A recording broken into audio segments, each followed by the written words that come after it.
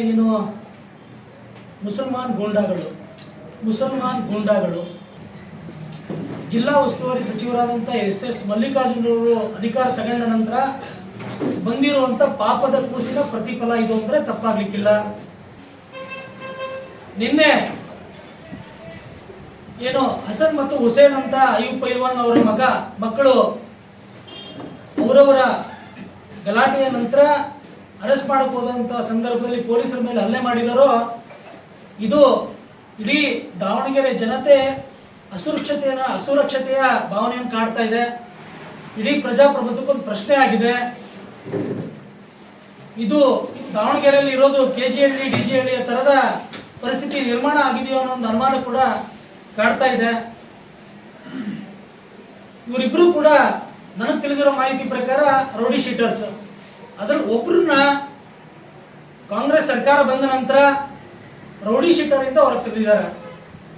ಅದಕ್ಕೆ ಜಿಲ್ಲಾಡಳಿತ ಒತ್ತಾಯ ಹಾಕಿತ್ತು ಅನ್ನೋದು ಕೂಡ ನಮಗೆ ಬಂದಿರುವಂತ ಮೂಲಗಳ ಪ್ರಕಾರ ಬಂದಿರುವಂತ ಸುದ್ದಿ. ಒಬ್ಬ ರೌಡಿ ಶೀಟರ್ ಇವತ್ತು ಪೊಲೀಸರ ಮೇಲೆ ಹಲ್ಲೆ ಮಾಡ್ತಿದ್ದಾರೆ ಅಂದ್ರೆ ಪರಿಸ್ಥಿತಿ ಎಲ್ಲಿಗೆ ಹೋಗಿದೆ ಅನ್ನೋದನ್ನ ವಿಚಾರ ಮಾಡಬೇಕು. 2024ರಲ್ಲಿ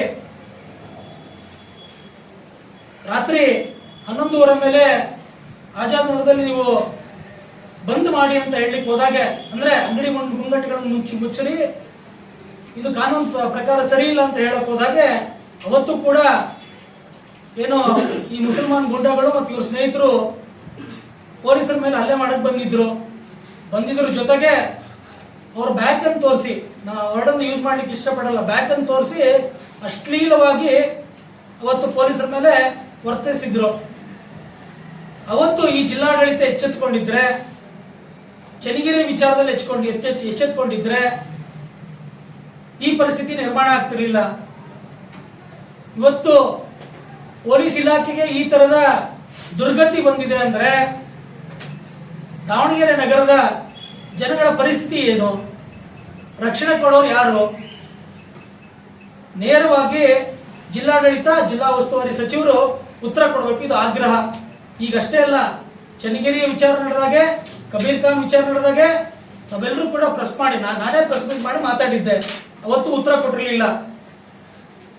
ಸಾಕಷ್ಟು ಕೆಲಸ ಇರ್ಬೋದು ಮಾನ್ಯ ಸಚಿವರಿಗೆ, ಆದ್ರೆ ಇದು ಪ್ರಶ್ನೆ ಬಂದಿರೋದು ದಾವಣಗೆರೆ ಜಿಲ್ಲೆಯ ಪ್ರಜಾಪ್ರಭುತ್ವದ ವಿಚಾರ, ಜನರ ಸುರಕ್ಷತೆಯ ವಿಚಾರ. ಅದಕ್ಕಾಗಿ ಅವರು ದಯಮಾಡಿ ಉತ್ತರ ಕೊಡಬೇಕು. ಇದು ದಾವಣಗೆರೆ ಜನ ನಿರೀಕ್ಷೆಯಲ್ಲಿದ್ದಾರೆ. ಹಾಗೆ ಕಬೀರ್ ಖಾನ್ ಕೂಡ ಮಾತಾಡಿದಾಗೆ ಉತ್ತರ ಕೊಟ್ಟಿರಲಿಲ್ಲ. ಕಬೀರ್ ಖಾನ್ ಓಪನ್ ಸ್ಟೇಟ್ಮೆಂಟ್ ಕೊಟ್ಟಿದ್ದ, ಏನಾಯ್ತು ಅಂತ ಇಲ್ಲಿವರೆಗೂ ಗೊತ್ತಾಗಿಲ್ಲ. ಗಣಪತಿ ಕಲ್ಲು ಎಸ್ದಾಗೆ, ಗಣಪತಿ ಮೆರವಣಿಗೆ ಮೇಲೆ, ನಂತರ ಮಟ್ಟಿಕಲ್ ಮೇಲೆ ಕಲ್ಲು ಸಿಗ್ತಾರೆ. ಇದೆಲ್ಲ ನಡೆದಾಗೆ ಜಿಲ್ಲಾ SP ಅವರು, ಎಲ್ಲ ಪೊಲೀಸ್ ಅಧಿಕಾರಿಗಳು ಎದುರಲ್ಲಿ ನಡೆದಿದ್ದು. ಏನ್ ಕಾನೂನು ಕ್ರಮ ಆಯ್ತು ಅಂತ ಇಲ್ಲಿವರೆಗೂ ಗೊತ್ತಿಲ್ಲ. ಆ ಸಂದರ್ಭದಲ್ಲೂ ಈ ಹಸನ್ ಮತ್ತು ಹುಸೇನ್ ಇಬ್ಬರು ಕೂಡ ಇದ್ರು. ಆದ್ರೆ ಅವತ್ತು ಅರೆಸ್ಟ್ ಮಾಡ್ಲಿಕ್ಕೆ ಬಿಡ್ಲಿಲ್ಲ ಈ ಜಿಲ್ಲಾಡಳಿತ. ಕೇಸ್ ಕೂಡ ಹಾಕ್ಲಿಲ್ಲ ಇವ್ರಗಳ ಮೇಲೆ, ಪರ್ಟಿಕ್ಯುಲರ್ ಇವ್ರ ಮೇಲೆ. ಅಷ್ಟೇ ಅಲ್ಲ, ಕಾರ್ಲ್ ಮಾರ್ಕ್ಸ್ ನಗರದಲ್ಲಿ ಐ ಲವ್ ಮೊಹಮ್ಮದ್ ಅನ್ನೋ ಫ್ಲೆಕ್ಸ್ ವಿಚಾರಕ್ಕೂ ಕೂಡ ಇವರ ಕೈ ಇತ್ತು ಅನ್ನೋದು ಡಿಪಾರ್ಟ್ಮೆಂಟ್ಗೆ ಗೊತ್ತಿರೋ ವಿಚಾರ, ಮಾಧ್ಯಮಕ್ಕೂ ಗೊತ್ತಿರೋ ವಿಚಾರ, ನಗರದ ಜನತೆಗೂ ಗೊತ್ತಿರೋಂಥ ವಿಚಾರ. ಅವಾಗಲೂ ಕೂಡ ಇವ್ರ ಮೇಲೆ ಕೇಸ್ ಹಾಕ್ಲಿಲ್ಲ. ಅವತ್ತಿನ ಪೊಲೀಸ್ ವೈಫಲ್ಯದಿಂದಾಗಿ ಇವತ್ತು ಈ ಪರಿಸ್ಥಿತಿ ಬಂದಿದೆ. ಒಂದು ರಾಜಕೀಯ ಪಕ್ಷವಾಗಿ ನಾವು ಇವತ್ತು ಪೊಲೀಸರ ಜೊತೆ ನಿಂತ್ಕೊಳ್ತೀವಿ, ನೈತಿಕವಾಗಿ ಅವ್ರಿಗೆ ಸಪೋರ್ಟ್ ಮಾಡ್ತೀವಿ. ಆದ್ರೆ ನಮ್ಮ ಒತ್ತಾಯ ಏನಿದೆ ಅಂದ್ರೆ ಇವ್ರನ್ನ ತಕ್ಷಣ ಬಂಧಿಸೋದ್ರ ಜೊತೆಗೆ ಗಡಿಪಾರು ಮಾಡಬೇಕು. ಗಡಿಪಾರು ಮಾಡಲೇ ಇದ್ರೆ ಮುಂದೆ ಬರುವಂತ ಎಲೆಕ್ಷನ್ ನಡೆಸೋದು ಕಷ್ಟ ಆಗುತ್ತೆ. ಜನಗಳು ವೋಟ್ ಮಾಡ್ಲಿಕ್ಕೆ ಬರೋ ಯೋಚನೆ ಮಾಡ್ತಾರೆ. ಇವತ್ತು ರಾತ್ರಿ 3 ಗಂಟೆಗೆ ಹೋದ್ರು ಕೂಡ ಆಜಾದ್ ನಗರದಲ್ಲಿ ಎಲ್ಲ ಓಪನ್ ಆಗಿರುತ್ತೆ. ಇದಕ್ಕೆ ಕಾರಣ ಯಾರು? ಇದನ್ನ ಸಿದ್ದರಾಮಯ್ಯನವರು ಯೋಚನೆ ಮಾಡಬೇಕು. ಏನು ಗೊತ್ತಿಲ್ಲ ಅನ್ನೋ ಪರಮೇಶ್ವರ್ ಕೂಡ ಯೋಚನೆ ಮಾಡಬೇಕು. ಈ ಘಟನೆ ವಿಚಾರವಾಗಿ ಕೂಡಲೇ ನಾಳೆ ಅಥವಾ ನಾಡಿದ್ದು ನಮ್ಮೆಲ್ಲ ಹಿರಿಯರ ಸಮಯ ತಗೊಂಡು IGP ಅವ್ರನ್ನ ಮತ್ತೆ SP ಅವ್ರನ್ನು ಕೂಡ ನಾವು ಕಾಣ್ತಾ ಇದೀವಿ. ಜೊತೆಗೆ ಶಾಸಕರಿದ್ದಾರೆ, ಸದನ ಕೂಡ ನಡೀತಿದೆ ಅಂತ ಅನ್ಕೊಳ್ತೀನಿ. ಅವ್ರನ್ನ ನಡೀತಾ ಇದೆ, ಇನ್ನು 4 ದಿನ ಜಾಸ್ತಿ ಆಗಿದೆ.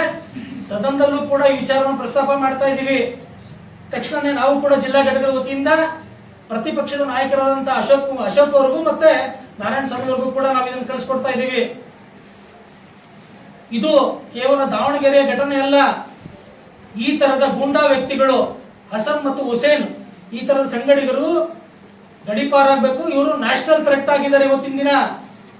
ಈ ವಿಷಯವನ್ನು ನಾವೆಲ್ಲರೂ ಕೂಡ ಮನಗಾಣಬೇಕಾಗಿದೆ. ಕೇವಲ